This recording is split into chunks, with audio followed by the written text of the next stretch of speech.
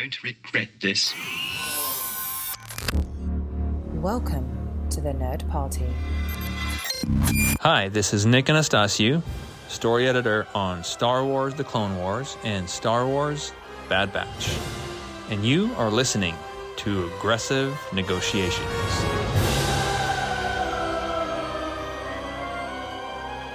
That's right. Welcome back to Aggressive Negotiations, the Star Wars podcast that prides itself on its ability to go out and dive deep into the galactic core for the heaviest, the densest, the most intricate reads of the Star Wars galaxy. I'm John Mills. Joining me, as always, is Jedi Master Matthew Rushing. Matt, are you prepared to go past the great barrier of Star Wars exploration and discover what lies at the center of the Star Wars galaxy with me today? John, I absolutely am. I'm so excited to do this. I think it's going to be fantastic, and I hope everybody is buckled up because we have a fantastic episode for all of them, especially as we visit that little island in the sun that I just can't get enough of. That's right. We're talking about Pabu, and that is the name of the episode of The Bad Batch Season 2 that we're looking at. And where you can find us as we travel over to Pabu is you can find us online at the Jedi Masters over on Twitter X, and you can find the network at Joy Nerd Party and the Nerd Party on Facebook and Instagram. And Matt, I want to tell you that the first time I ever encountered Pabu, when Season 2 of The Bad Batch aired for the first time, I had conflicting emotions about the episode because I loved so much of it. But I'm just going to tear the Band-Aid off here and say, even this time watching it, this felt to me like something that needed to be a two-parter that was instead of one singular episode. I know that my feelings ameliorated over time, but this is an episode where maybe this is a compliment of some sorts, where I wished I'd had more time to get to know Pabu before we were on to the next adventure and before we were at the end of this one. Did you share that reaction? I think that's a really interesting reaction, and honestly, we haven't really talked about this episode much, since it originally came out, and didn't talk about our feelings beforehand. And I can see what you're saying, because it does feel like, it's not only the introduction of this new place, right?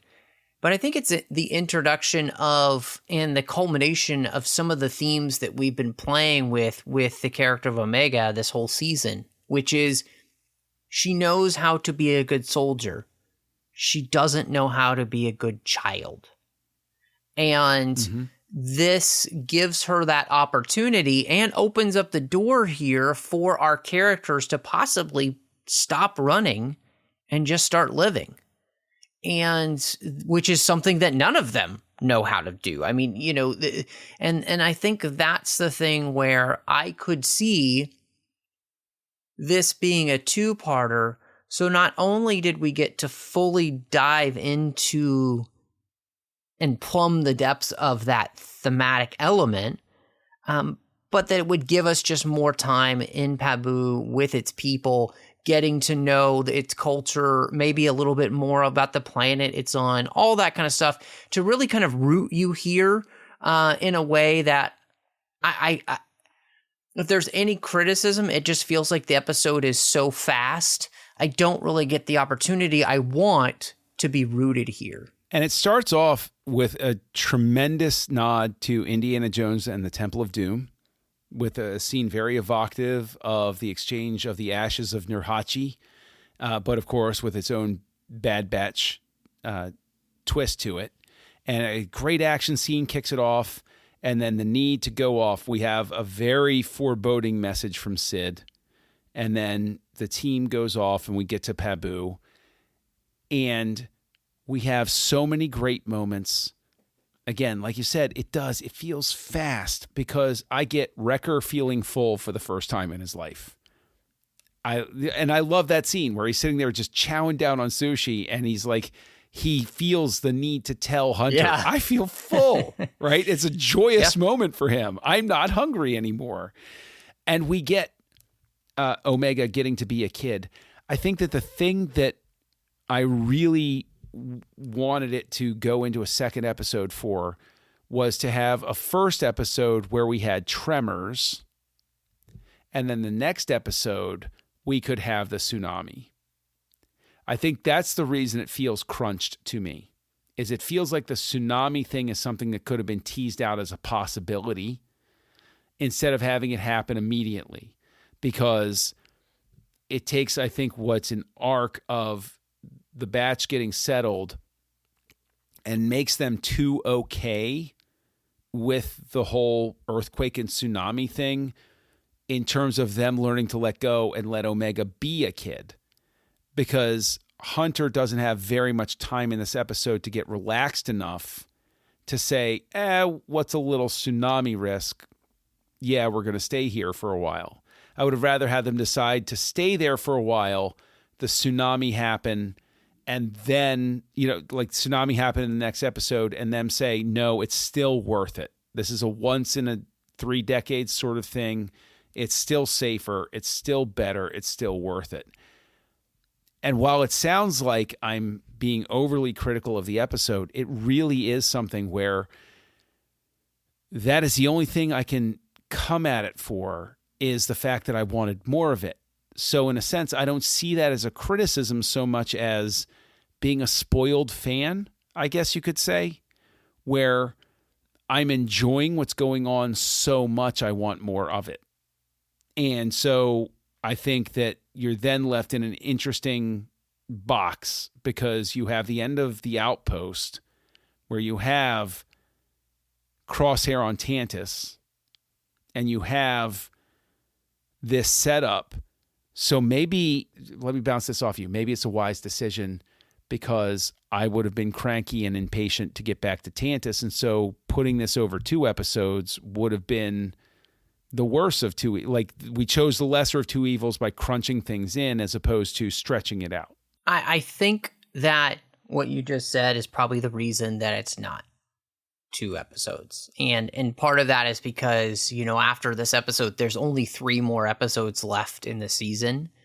And what I think, one, I've got to call out the fact that there is a great Raiders of the Lost Ark sense to this episode, where, remember when they go to Cairo and they're on top of the house with Sulla, and they are feeling it, right? They are feeling, Indy is feeling what it would be like to have a family with Marion, to experience what Sulla experiences with his family, right?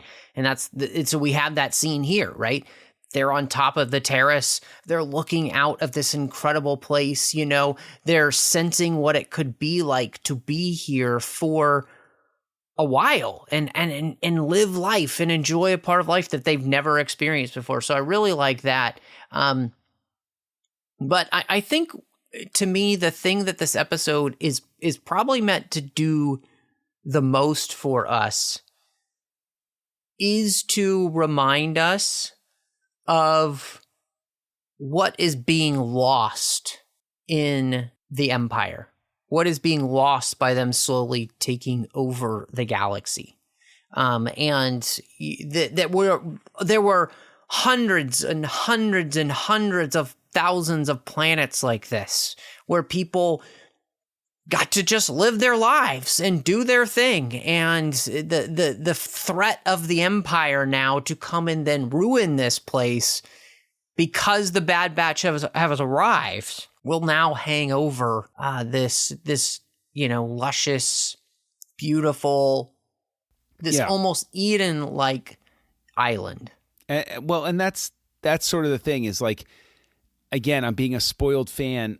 I almost wonder now, as we're talking about it, maybe 2 episodes I would have had that sense of like, okay, it's time to move on. But we know now, I have the vantage point of knowing this is going to become something of a base for them. And so we don't need to spend as much time here, because every other place we've hit has sort of been, I go there, I leave. I go there, I leave. I go there, I leave. And this one has more of a sense of, I've come here, I'm staying. There's no need for me to wrap anything up. Let's leave this open-ended. In terms of the lifestyle, this is where I will heap a lot of praise on this episode, is I felt like Pabu was a place that really existed, that it could exist. And I felt like there was something being conveyed in this episode of a lifestyle I have always wished I could have experienced, but never did. That it felt like a very, what I would understand to be a very sort of Mediterranean town feel, and one that, I grew up in more of a Luke Skywalker sort of sense in the middle of nowhere with a loving family that I felt like I needed to escape from, even though I didn't realize how good I had it, sort of thing. And instead, like you said, it's that scene where Indy and Marion see Saleh and his family in Cairo, and it's this beautiful culture in this beautiful town where it's like, I'm not from here, but I feel like I could be here, like I could live here. So yeah, I mean, in that sense, it's remarkable that Pabu feels like a really realized place where the show is telling me about some place I'd want to be, as opposed to some place I'd want to study from a distance, sort of thing, like Ord Mantell or any of those other places we've been to. This is a place where it's like, I feel like this is a fully realized culture that's happening here, to your point. This is an actual culture that exists and makes sense to me. Well, and the beauty of this too is and we have it explained to us that this is a place that people have kind of just found themselves, and it's a sanctuary in many ways for people. Even it seems like before the Empire, we're kind of trying to find a way to get away from it all and to create not a commune type of place, but they've created a society based off of mutual respect of one another. They seem to have, a well-run government with the mayor there, and everybody, they have a shared sense of values that allows this place to be what it is. It's almost I would say a microcosm of what the Republic was meant to be. And they found a way to do that here. And again, I think it's one of those things where when we think then about the fact that this could be lost if the Empire finds it, that's the thing that's terrifying. I feel the same way about this place that I do about, the Empire ruining some place like Naboo. That just incredibly gorgeous, has so much to offer the galaxy, and the Empire just coming in and ruining it all for everyone is a terrifying thought. Or even a place like Bespin. Yeah, because there you Lando go. believes they're all, Lando believed they were all safe because they're too small. Yeah. What's the Empire care about this? Who cares? It's no big deal.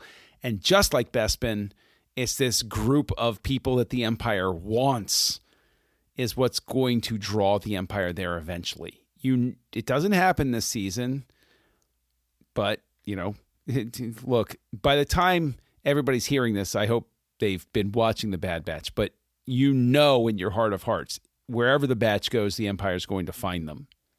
And so there's this sense of foreboding of, the Empire doesn't care about us. We're tiny. We don't really have any resources they want. But you do have something they want now in Omega and the Batch. They want them. You now have something the Empire wants, and the Empire only knows how to deal with places having something it wants in one way, and that's taking it by force. We saw that with the Zillo Beast. That little settlement that the Zillo Beast got loose in, that's what could happen to this place. We've seen now in Metamorphosis what's going to happen if the Empire ever finds out that their quarry is here. And it's not going to be pretty. And it's something to be feared and something that's terrible. And yeah, so, again, I know I came at it it seemed like I was coming at it from a really negative place at first, but it is really something that I struggle with because I both understand why we couldn't spend a lot of time here in this first introduction to it. But I guess it's a huge compliment that I wanted to spend more time here with it.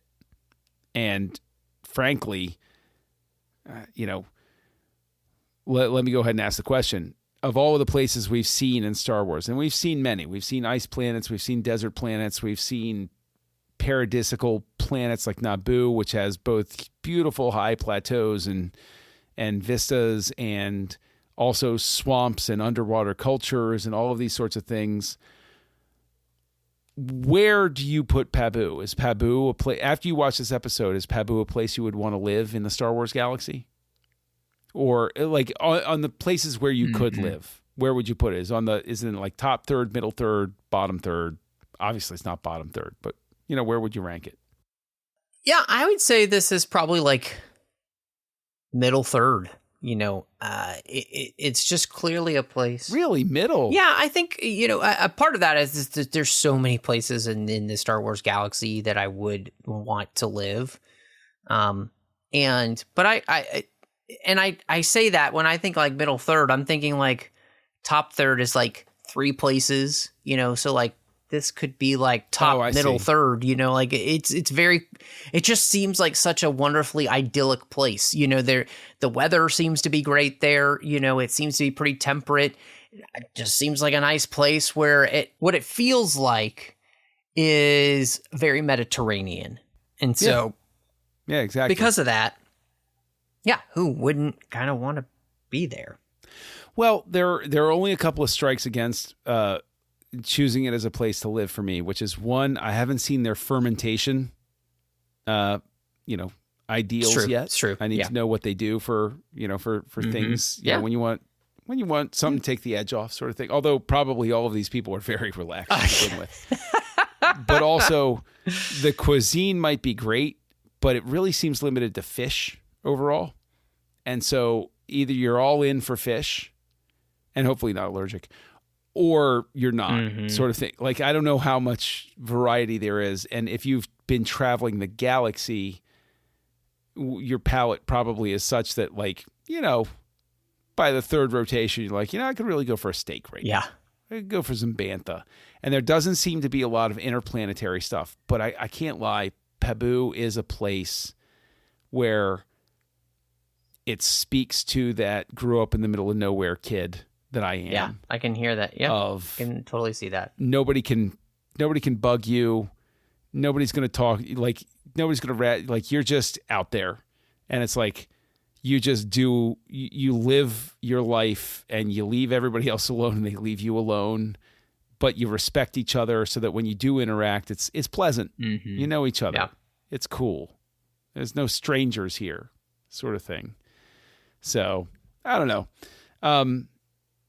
But, all of that said, we know that Pabu is going to become the place that they are living from here on out. And did you get that sense, the final question sort of thing, did you fully have that sense at the end of this first episode, the first time you watched it? Were you like, oh yeah, Pabu, this is it. This is where they're going to be. I did expect this, especially since they decided to stay. I did expect this to be a thing that would come back and be important for the Bad Batch. And I think because it's a place that fits the themes that we've been playing with these characters and with especially the character of Omega. And so absolutely, this was a place that I figured we were going to be seeing more of. I'm glad that we're going to spend more time with Pabu. I think that's probably why over time I became more okay with this being just a sort of singular introduction episode like this, is because I do get that more time on Pabu. I do get more of a sense of belonging in place. And so it's cool. That works. And so Pabu is a place that I love. And something else that I love is interacting with you online. So why don't you tell people where they can find you? Well, all those places you could find me online, those social media hives of scum and villainy. So you must be cautious. But you can find me as MattRushing02 on those platforms. You can also find me here on the network with Owlpost, talking about every single chapter of the Harry Potter series, one chapter at a time. I'm on the TFM network with a few shows. One is called The 602 Club. John's a frequent guest over there. So we talk about all of the franchises we love outside of Star Trek. And then you can find me with a bunch of Star Trek talk on The Orb, Warp 5, The Artificial Tango, Saddle Up, and sometimes Literary Treks. But John, if people want to see, maybe what's happening in your world, where would they be able to follow you? Well, you can find me as Kessel Junkie out there on those wretched hives of scum and online villainy that Matt mentioned.